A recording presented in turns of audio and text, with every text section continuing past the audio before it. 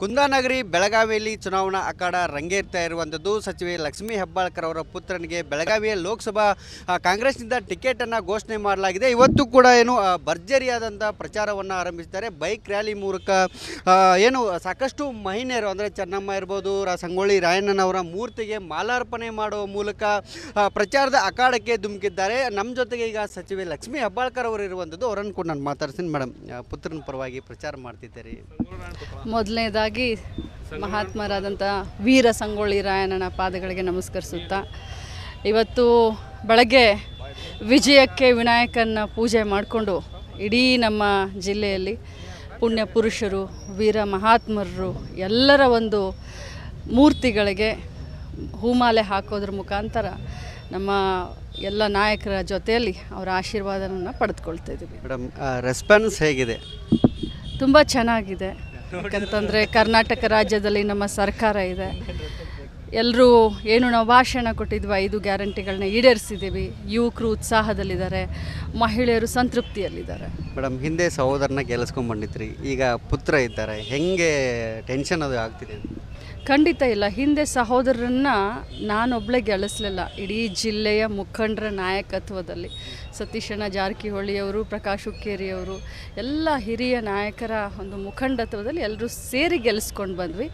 ಇವತ್ತು ಕೂಡ ಚಿಕ್ಕೋಡಿನಲ್ಲಿ ಪ್ರಿಯಾಂಕಾ ಜಾರಕಿಹೊಳಿಯವರಾಗಿರ್ಬೋದು, ಬೆಳಗಾವಿಯಲ್ಲಿ ಮೃಣಾಲ್ ಹೆಬ್ಬಾಳ್ಕರ್ ಆಗಿರಬಹುದು, ಇಡೀ ಜಿಲ್ಲೆಯ ನಾಯಕರ ಜೊತೆಗೂಡಿ ಇವರಿಬ್ಬರು ಡೆಲ್ಲಿಗೆ ಕಳಿಸ್ತೀವಿ. BJPಯ ಭದ್ರಕೋಟೆ, ಹಿಂದುತ್ವದ ಭದ್ರಕೋಟೆ ಬೆಳಗಾವಿ ಕ್ಷೇತ್ರ. ಈ ಬಾರಿ ಅದು ಬ್ರೇಕ್ ಆಗುತ್ತಾ ಅಂತ BJP ಓಟಕ್ಕೆ? ನೀವು BJP ಸತತ 6 ಬಾರಿ ಗೆದ್ದಿದ್ದಾರೆ ಅಂದರೆ ಅದನ್ನು ಒಪ್ಕೊಳ್ತೀನಿ. ಬಟ್ ಹಿಂದುತ್ವ ಬರೀ ಅವ್ರದ್ದು ಅಷ್ಟೇ ಅಲ್ಲ, ನಾವೆಲ್ಲರೂ ಹಿಂದೂಗಳು. ನಾವೆಲ್ಲರೂ 3,36,00,000 ದೇವತೆಗಳನ್ನು ನಾವು ಪೂಜೆ ಮಾಡುವಂಥವ್ರು. ಯಾವುದೇ ಜಾತಿ ಧರ್ಮ ಅನ್ನದೆ ಬಾಬಾ ಸಾಹೇಬ್ ಅಂಬೇಡ್ಕರ್ ಕೊಟ್ಟಂಥ ಸಂವಿಧಾನ ಮತ್ತು ಬಸವಣ್ಣನವರು ಸಾರಿದಂಥ ಸಮಾನತೆಯನ್ನು ಕಾಂಗ್ರೆಸ್ ಪಕ್ಷ ತನ್ನ ವಾಡಿಕೆಯಲ್ಲಿ ಇಟ್ಕೊಂಡು ನಾವು ರಾಜಕಾರಣ ಮಾಡ್ತಾಯಿದ್ದೀವಿ. ಸೊ ನಾವು ಹಿಂದೂಗಳೇ, ನಾವು ಎಲ್ಲರ ಕೆಲಸವನ್ನು ಮಾಡ್ತೀವಿ. ಆದರೆ ಅವರಿಗೆ ನಮಗೆ ಇಷ್ಟೇ ಅಂತರ. ಅವರು ಸಬ್ಕಾ ಸಾಥ್, ಸಬ್ಕಾ ವಿಶ್ವಾಸ್, ಸಬ್ಕಾ ವಿಕಾಸ್ ಅಂತಾರೆ, ಆದರೆ ಅದನ್ನು ಮಾಡೋದಿಲ್ಲ. ಬಟ್ ನಾವು ನಿಜ ರೂಪದಲ್ಲಿ ಸಬ್ಕಾ ಸಾಥ್, ಸಬ್ಕಾ ವಿಕಾಸ್, ಅವ್ರು ಸಬ್ಕಾ ವಿಶ್ವಾಸ್ ಅಂತ ಕೆಲಸ ಮಾಡಿ. ಮೇಡಮ್, ಕೊನೆಯದಾಗಿ ಬೆಳಗಾವಿ BJPಯಲ್ಲಿ ಒಳೆಯಟ್ಟು ಏನಾದರೂ ಆಗ್ಬೋದಾ?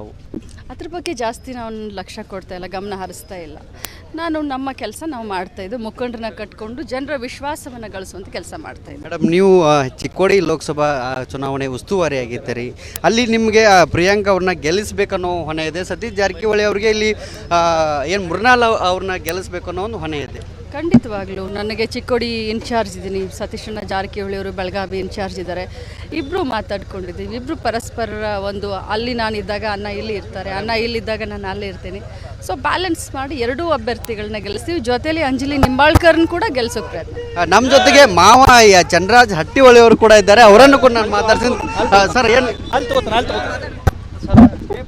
ಇದಿಷ್ಟು ಬೆಳಗಾವಿಯ ಸಚಿವೆ ಲಕ್ಷ್ಮೀ ಹೆಬ್ಬಾಳ್ಕರ್ ಅವರು ಹೇಳ್ತಿರುವಂಥದ್ದು. ಗೆಲುವಿನ ಭರವಸೆಯನ್ನು ಕೂಡ ಅವರು ವ್ಯಕ್ತಪಡಿಸಿದ್ದಾರೆ. ಕ್ಯಾಮ್ರಾ ಪರ್ಸನ್ ವಿಶ್ವನಾಥ್ ಜೊತೆ ಮೈಲಾರಿ ಬಿಡಾದ್, ರಿಪಬ್ಲಿಕ್ ಕನ್ನಡ, ಬೆಳಗಾವಿ.